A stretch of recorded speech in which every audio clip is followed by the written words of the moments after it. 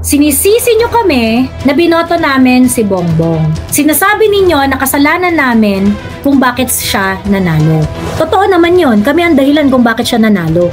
Us making Bongbong Marcos win and fuck up doesn't mean that you are correct.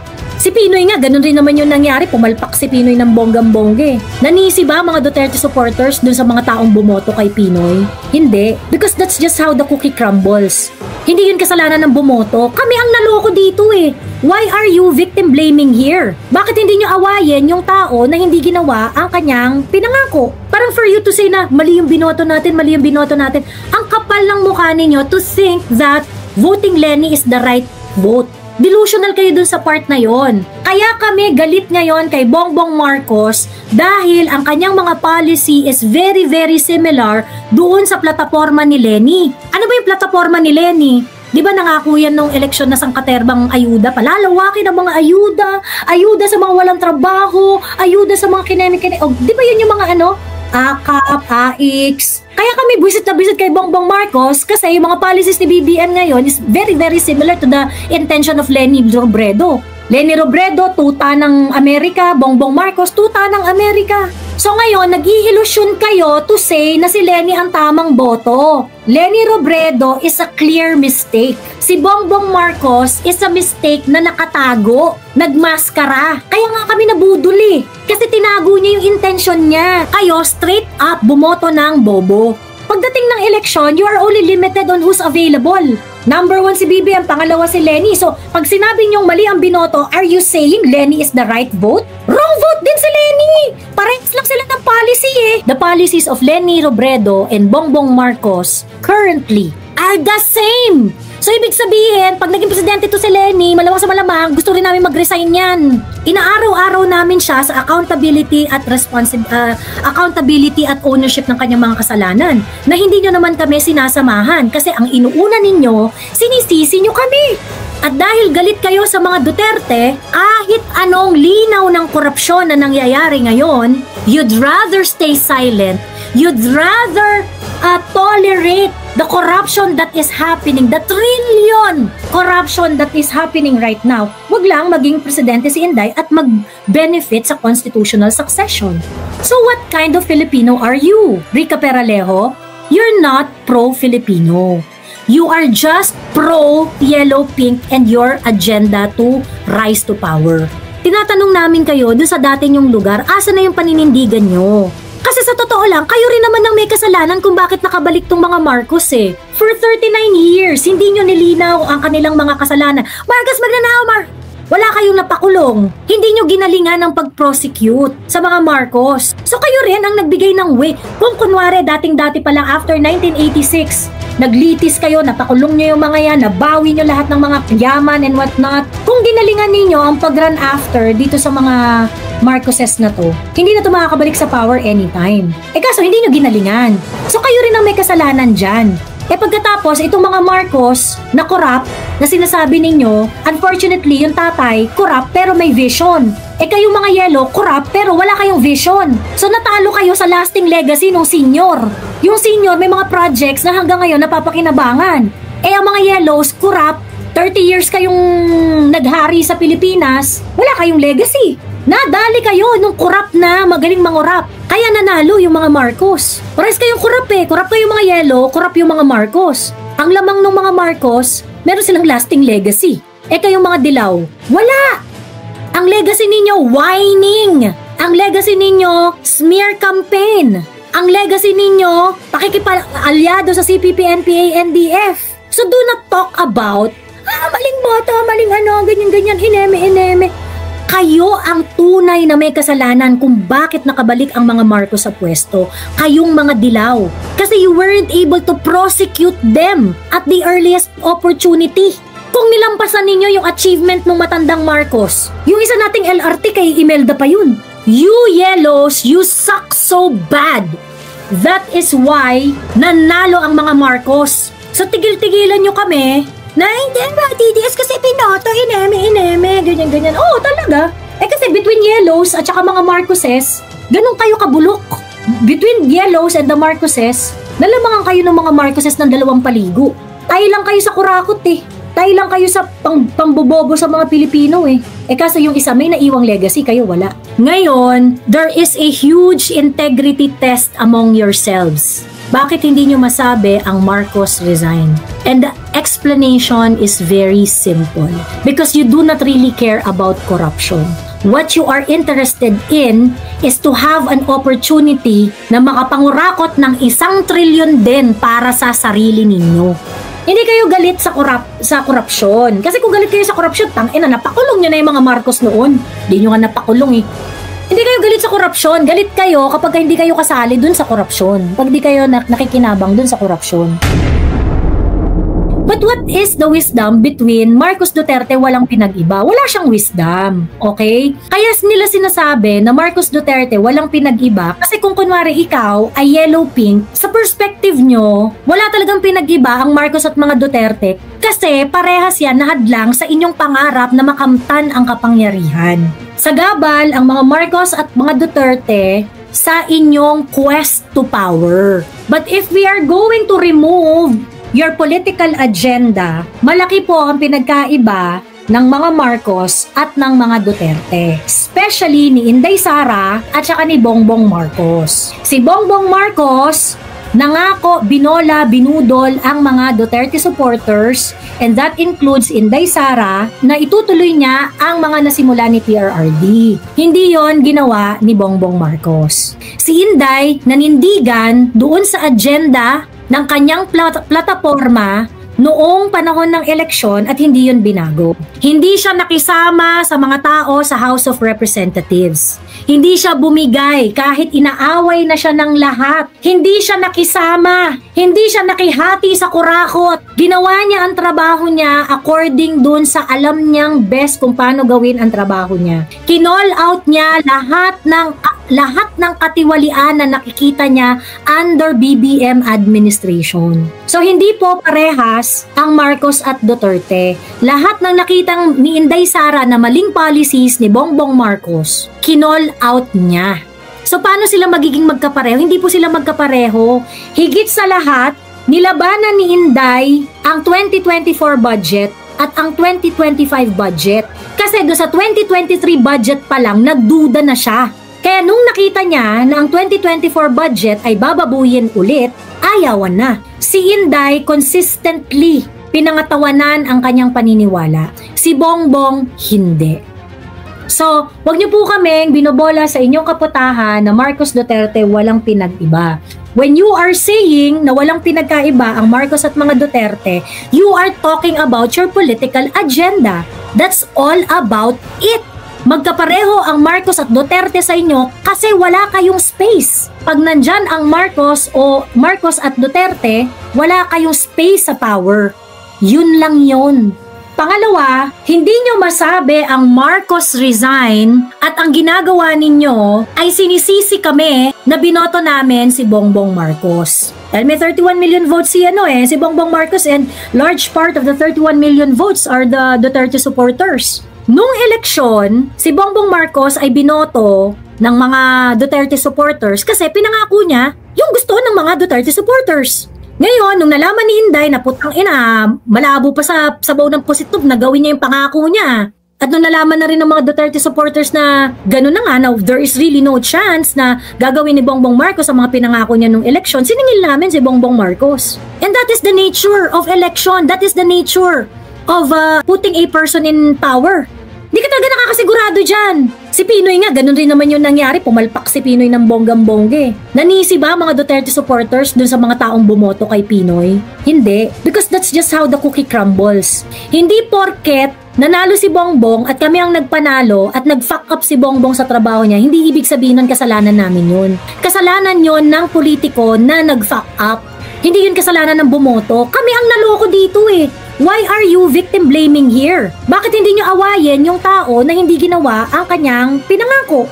So ngayon, labas na labas yung nature ninyo na kayo, mga tarantado lang talaga kayo. Parang for you to say na mali yung binoto natin, mali yung binoto natin. Ang kapal ng mukha ninyo to think that voting Lenny is the right vote. Delusional kayo dun sa part na yon. Okay? It doesn't follow. Kaya kami galit ngayon kay Bongbong Marcos dahil ang kanyang mga policy is very, very similar doon sa plataforma ni Leni. Ano ba yung plataforma ni Leni? Di ba nangako yan nung eleksyon na sangkaterbang ayuda? Palalawakin ang mga ayuda sa mga walang trabaho, ayuda sa mga kinemi-kinemi. Oh, di ba yun yung mga AKAP, AIX, mga kung ano-anong mga kinembot? Di ba? Kaya kami visit kay Bongbong Marcos kasi yung mga policies ni BBM ngayon is very, very similar to the intention of Leni Robredo. Leni Robredo, tuta ng Amerika. Bongbong Marcos, tuta ng Amerika. Kaya kami galit. So ngayon, nag-ihilusyon kayo to say na si Leni ang tamang boto. Leni Robredo is a clear mistake. Si Bongbong Marcos is a mistake na nakatago, nagmaskara. Kaya nga kami nabudol kasi tinago niya yung intention niya. Kung sinabi ni Bongbong Marcos na mag-aayuda rin siya ng wagas at kakampi siya sa Amerika ng bonggang-bongga, di inatado namin siya kay Leni, hindi namin siya boboto. Okay? Magkalinawan lang tayo dito. Okay? Kaya nabudol ang mga Duterte supporters kasi kailangang magsinungaling ni Bongbong Marcos doon sa mga bagay na gusto naming marinig. Ibig sabihin, kami, kailangan nyo pang lokohin para lang makuha ninyo ang boto. Kayo, straight up, bumoto ng bobo. Malinaw na mali. Na bad choice si Leni, natutayan ng Amerika, binoto nyo pa rin. So do not speak about, mali tayo ng binoto, kasi mali tayo ng binoto, ineme. Pagdating ng election, you are only limited on who's available. Number 1 si BBM, pangalawa si Leni. So pag sinabi nyong mali ang binoto, are you saying Leni is the right vote? Wrong vote din si Leni! Parehas lang sila ng policy. So ngayon, tigil-tigilan nyo ang ilusyon ninyo na mali ang binoto nyo. Kung mali ang boto kay Bongbong Marcos, it doesn't make it right na iboto si Leni. Fallacious yung ganong argument. Fallacious yung it doesn't follow. Na kapag nagkamali kami kay BBM, it doesn't mean tama ang boto kay Leni. And like I said, the reason why Leni is also not a good choice, because the policies of Leni Robredo and Bongbong Marcos currently are the same. So ibig sabihin, pag naging presidente to si Leni, malamang sa malamang, gusto rin namin mag-resign yan. Huwag kayong bida-bida. Ikaw, Rica Peralejo, huwag kang bida-bida. Di ba si Rica Peralejo, sabi niya, nag-arty si Rica Peralejo na, sabi niya, yung inabot natin dahil sa maling boto, no, dito palang mali ka na, Rica Walang tamang boto. Kung mali si BBM, number 2, si Leni Robredo is not the right vote. Kasi Leni Robredo ang presidente ngayon, we definitely going to ask for resignation as well. Why? Kasi all of this would have happened earlier on. Baka 2023 pa lang nasa Hague na si PRRD. It's the same shit. Okay? Pagkatapos yung question mo, how does Romualdez connect to the Marcoses? It spells your ignorance. Bex, hindi mo alam ang connection ng mga Marcoses at ng mga Romualdez? Are you that stupid, Rica? Are you that out of touch, Rica Peralejo?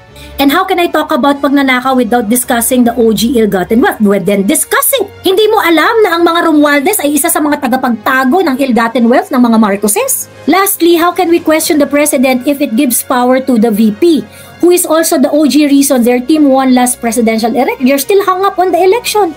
It is the result of the election. And part of the result of the election is that if the president fucks up, terribly fucks up, we need to call for his resignation. And if that's the case, Inday Sara takes over. The vice president is going to take over whether you like it or not. Kasi Rica Peralejo, ganito yan, okay? Kung kunwari, kami yung nasa kalagayan ninyo, nag-fuck up ng bonggang-bongga si Bongbong Marcos at siya ang utak ng korupsyon sa flood control projects. At ang Vice President ay si Kiko Pangilinan. Alam mo kung paano mag-isip ang mga Duterte supporters? Tangay na, ayaw namin kay Kiko Pangilinan. Pero dapat, Bongbong, ikaw, umalis ka na. Ngayon, nagkaroon ng free opportunity si Kiko Pangilinan. Sige, umangat ka. Tatalunin ka namin sa susunod na eleksyon. Yun ang paghahandaan namin. Wala kami magagawa dyan That's the constitutional succession Kasi hindi kami nananabla ng konstitusyon. Ganon mag-isip ang taong may dangal. Hindi yung parang lagi kayong nag-iisip kung paano kasi hodang tablahin ninyo ang konstitusyon at ang batas. Basta lang makapwesto kayo, paano namin tatablahin si Bongbong Marcos at magiging presidente si Inday? Ganun talaga ang sitwasyon. Wala kang magagawa dyan. That is our system. Unless you want to change the system. Do you want to change the system? Eh di na naman kayo interesadong i-change ang system. So ayaw niyong i-change ang system pero ayaw niyong irespeto ang succession. What kind of people are you? Opportunist. Ganon ang politics nyo, Miss Rica Peralejo. Ganon ang politics ninyo. Okay? Her support is that what put them on the map. Forgive, yes, but don't forget. Yes, exactly. At alam namin yan. Alam namin na kami ang responsibilidad, kami ang responsable sa paglalagay kay Bongbong Marcos sa kapangyarihan. So kaya nga ngayon, inaaraw-araw namin siya sa accountability at accountability at ownership ng kanyang mga kasalanan na hindi nyo naman kami sinasamahan kasi ang inuuna ninyo, sinisisi nyo kami. At dahil galit kayo sa mga Duterte, kahit anong linaw ng korupsyon na nangyayari ngayon, you'd rather stay silent, you'd rather tolerate the corruption that is happening, the trillion corruption that is happening right now. Wag lang maging presidente si Inday at mag-benefit sa constitutional succession. So what kind of Filipino are you, Rica Peralejo? You're not pro-Filipino. You are just pro-yellow pink and your agenda to rise to power. Yun lang kayo. Hindi kayo maka-Pilipino dito. Hindi kayo marunong rumispeto ng konstitusyon. Hindi kayo marunong manindigan sa inyong integridad. Lastly, hindi nyo masabi ang Marcos resign at ang sinasabi ninyo ay bakit namin kayo tinuturo at bakit kami humihingi ng tulong sa inyo. Actually, hindi kami humihingi ng tulong sa inyo. Tinitingnan namin kayo. Kasi dapat at this point, magkakasundo na tayo eh. Kasi kayo yung nasabi na tangina nitong mga Marcos na to, magnanakaw, mamamatay tao, ganyan. Guinness World Book Record of Corruption, ganyan. Dapat nga magkakasundo na tayo ngayon. Hindi namin kayo sinisisi at hindi kami humihingi ng tulong sa inyo. Ang tinatanong namin sa inyo, nasaan ang integridad ninyo? Nasaan ang konsensya ninyo? Nasaan ang inyong kredibilidad? Asan na kayo doon sa dati nyong lugar? Tinatanong namin kayo doon sa dati nyong lugar, asa na yung paninindigan nyo? Kasi sa totoo lang, kayo rin naman ang may kasalanan kung bakit nakabalik tong mga Marcos eh. For 39 years, hindi nyo nilinaw ang kanilang mga kasalanan. Marcos, magnanakaw, wala kayong napakulong. Hindi nyo ginalingan ang pag-prosecute sa mga Marcos. So kayo rin ang nagbigay ng way. Kung kunwari, dating-dati pa lang after 1986, naglitis kayo, napakulong nyo yung mga yan, nabawi nyo lahat ng mga yaman and whatnot. Kung ginalingan ninyo ang pag-run after dito sa mga Marcoses na to, hindi na to makakabalik sa power anytime. Eh kaso hindi nyo ginalingan. So kayo rin ang may kasalanan dyan. Eh pagkatapos, itong mga Marcos na corrupt, na sinasabi ninyo, unfortunately, yung tatay, corrupt pero may vision. Eh kayong mga yellow, corrupt pero wala kayong vision. So natalo kayo sa lasting legacy ng senior. Yung senior may mga projects na hanggang ngayon napapakinabangan. Eh ang mga yellows, corrupt, 30 years kayong naghari sa Pilipinas, wala kayong legacy. Nadali kayo nung corrupt na magaling mangurap. Kaya nanalo yung mga Marcos. Pares kayong corrupt eh. Corrupt kayong mga yellow, corrupt yung mga Marcos. Ang lamang ng mga Marcos, meron silang lasting legacy. Eh kayong mga dilaw, wala. Ang legacy ninyo, whining. Ang legacy ninyo, smear campaign. Ang legacy ninyo, pakikipag-alyado sa CPP, NPA, NDF. So do not talk about, maling boto, maling ganyan-ganyan, ineme. Kayo ang tunay na may kasalanan kung bakit nakabalik ang mga Marcos sa pwesto. Kayong mga dilaw. Kasi you weren't able to prosecute them at the earliest opportunity. And when you were in power, hindi nyo ginalingan yung achievement nung matandang Marcos. Eh kung ginalingan ninyo, kung nilampasan ninyo yung achievement nung matandang Marcos, then probably we could have thought na atang ina, oo nga, ang dami nating na-miss dun sa Marcos, sa Marcos era. Eh, mas marami pang lasting project yung Marcos na matanda kaysa sa mga dilaw eh. Yung isa nating LRT kay Imelda pa yun. You yellows, you suck so bad. That is why nanalo ang mga Marcos. Kayo yun. So tigil-tigilan nyo kami na hindi ba TDS kasi pinoto, ineme, ganyan. Oo, talaga. Eh kasi between yellows at saka mga Marcoses, ganun kayo kabulok. Between yellows and the Marcoses, nalamangan kayo ng mga Marcoses ng dalawang paligo. Tayo lang kayo sa kurakot eh. Tayo lang kayo sa pambobobo sa mga Pilipino eh. Eh kasi yung isa may naiwang legacy, kayo wala. Gets nyo? So yun yan. So tigil-tigilan nyo kami, okay? Ngayon, there is a huge integrity test among yourselves. Bakit hindi nyo masabi ang Marcos resign? And the explanation is very simple. Because you do not really care about corruption. What you are interested in is to have an opportunity na makapangurakot ng 1 trilyon din para sa sarili ninyo. Hindi kayo galit sa korupsyon. Kasi kung galit kayo sa korupsyon, tangina, napakulong nyo na yung mga Marcos noon. Hindi nyo nga napakulong eh. Hindi kayo galit sa korupsyon. Galit kayo kapag hindi kayo kasali dun sa korupsyon. Pag di kayo nakikinabang dun sa korupsyon. Okay? Mas importante sa inyo ang makabalik sa kapangyarihan kesa labanan ang problema ng bansa. Kesa maghanap ng mga solusyon sa problema ng bansa.